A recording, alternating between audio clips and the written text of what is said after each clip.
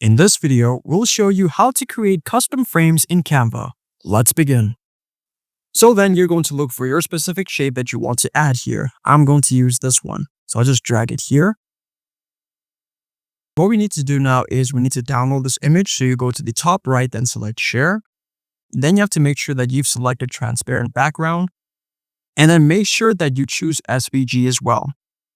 Now what you need to do is you need to go to your web browser, then search up Photopea.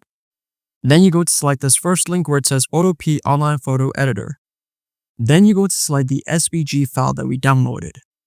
So then once you've opened up the SVG file, what you're going to do now is you're going to get a second image of a design that you want. So right now I'm using this one, for example, where it says DC. Then we're going to have to clip this into this SVG file. So I'll put it here in the middle. Then I'm going to right click on the image here, then select clipping mask. And as you can see there, it has added the image within this shape. Now what you need to do is you need to save this file as PSD. So you go to the top left and select file, then select save as PSD.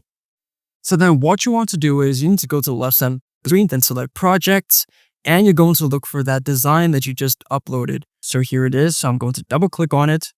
So now if you want to remove the image instead of the custom frame, you are going to select the design. Then you go to the delete option, either to delete the image or delete the frame. But we're not trying to delete the frame, we're trying to delete the image. So you're going to select delete image. And as you can see here, it leaves behind your custom frame. So now if you want to add in another image, you're going to look for another image of yours. Then you'll drag it into the custom frame. And as you can see there, it is within the frame. And there you go.